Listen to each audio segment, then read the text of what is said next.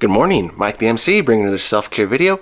Today I'm going to continue off with my Narcissist playlist, just so that I'm covering different topics as a counselor, so that for the audience, you always see something different and unique, so that way I'm not just rambling on one topic and I just continue off. So I'm going to cover number 3 of the point of Drew Keyes on her book about Narcissists Exposed.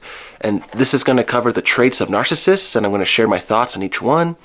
And this is before the latest revision of the Diagnostic Manual of Disorders, and so this is from 2013, or before the latest revision, but there's still good points to share about that she has mentioned in her book, and I'll share my thoughts, of course. And if you have any thoughts or comments about that, yeah, please share about those traits, what you've seen from other narcissists in your life, if you're willing to do that.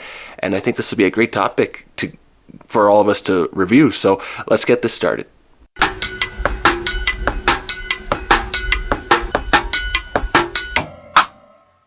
So continuing off with number 3 of Drew Keyes' book on the traits of narcissists, the first one that she mentions is that there is this grandiose sense of self-importance.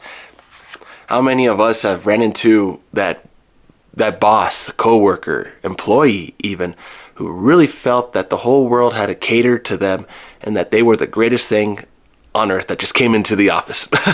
I mean, there are so many people we could think of and examples, but I think a narcissist generally has that grandiose sense because they really believe that they are the savior, I guess, in a way, he or she, however they approach the workplace, the environment, even your church, wherever this environment is, wanting to make changes to kind of say, oh, without me, you guys are not going to grow, and so you need me. I'm going to take control, and we're going to follow my game, play it my way, and we're going to move forward. And it just gets you to think, wow, okay, maybe lady, maybe she's a little over her head, so let's be careful. Let's see what they have to say with these ideas. If they don't share with us, this person may not be a team player. So let me know what you think on that one. The second point that Drew Keyes mentioned is that they're preoccupied with fantasies, kind of couples with that first effect of the narcissist, where it's like, my fantasy has to become the reality. It's my dream and only mine. And I don't care if you're my boss or my employee. If you don't fit in that dream, I'm going to kick you out and find a way to do that. And it's like, yeah, I could think of one of my bosses from the past and how he was just trying to kind of trigger me to kind of react in front of everybody. And I'm like, no. Because I'm like, if I react, everyone's going to recognize that I made a move or said something. And it's like, nope, I'm going to put a wall right here, be strong, confident, and just let him take a little shot. And then I'm going to get out of here eventually. And so if you got to do that, yeah, if you're strong, please, yeah, put a wall, be a turtle, play defense. If someone wants you to take a shot and you're just like, nope, I'm not going to play your game. I'm not going to play your fantasy. I'm going to be strong for me too. So keep that in mind. And let me know what you think on number 2 there. Believes he or she is special and can only be understood by other special people. Man, I remember this one person in college where he was basically just always depressed because he's like, oh, no one understands my world.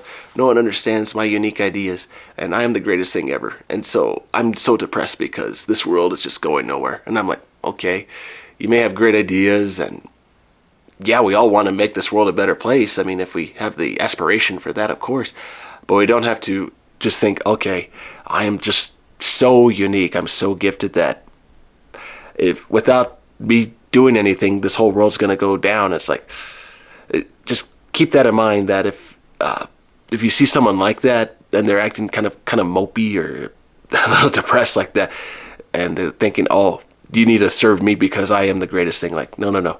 You can put a boundary with that person and move on, because don't get associated with the person that thinks, they're that special in the sense that, oh, only a special person could talk to them. I mean, that is just so subjective. So just keep that one in mind too.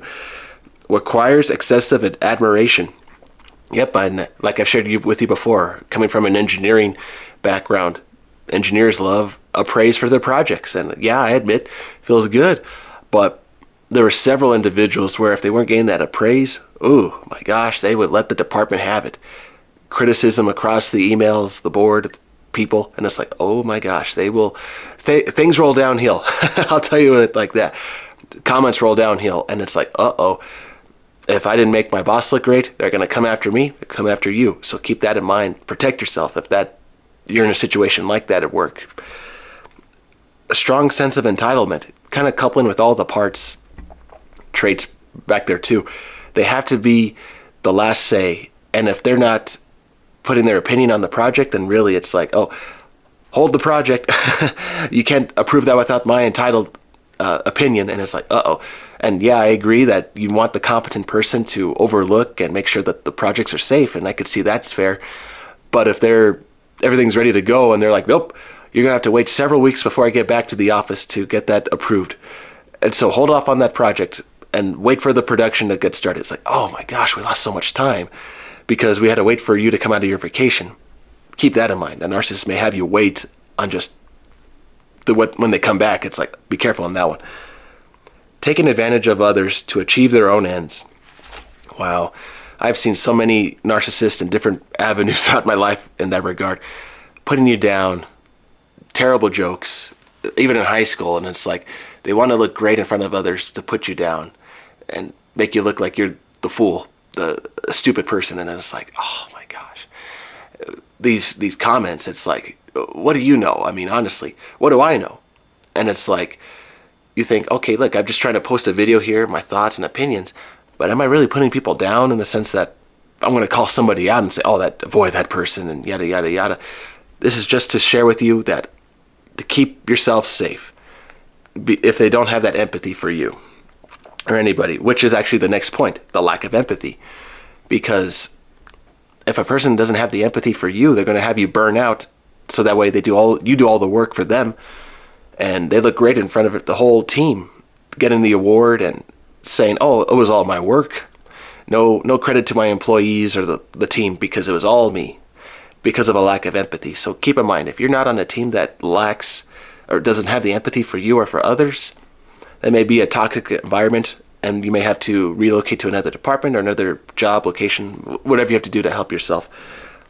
And they're often envious of others. And I can remember that same boss where I was doing a lot of good work and he got a little jealous. And how do you level the playing field? Get the hammer and start putting the nail down. And it's like, yikes. But see, I was trying to help the department.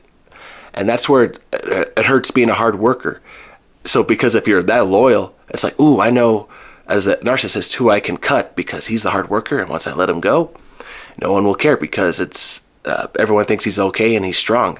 That lady, employee, they'll find another place. So the boss is like, yay, I got someone to cut after I'm done through with him or her. And it's like, so remember, if you're the workhorse, keep in mind that your needs are important too. And if you're being burnt out for somebody else, just keep that in mind. And then finally, an arrogant effect, just thinking, like I was kind of like alluding earlier, my boss wanted me to react to one of his comments. So that way I just looked foolish in front of other people, but I was like, no, I'm not going to react to your personality just because you want to dominate me in this conversation in front of others, feeling insecure because you think you need to take me down in order to put yourself back on top. No, I won't be on the bottom of the pedestal. I'm not going to play to your game. And all of you are strong, and I know you don't have to play to that game either, wherever you are in life. And I think just sharing my comments in this video, this channel, whoever listens on this, be strong. And remember that you are a beautiful person too. Everyone is unique and beautiful. But there's no need to destroy the other people in that regard. If it comes down to that, we can work together. And if you have to, make a defense to protect you and your family. Keep that in mind. So let me see what you say about all of those traits. Please share in the comments. And if you have other ways to protect yourself against a narcissist, please share that as well in the comments. But thank you all. This is my video this morning from Mike the MC on a Wednesday. Be good, be strong, and remember, put a boundary with people if you are the workhorse and they're wanting to take you down after you do all the hard work. So keep that in mind. Be safe, be strong, be good. Have a good one.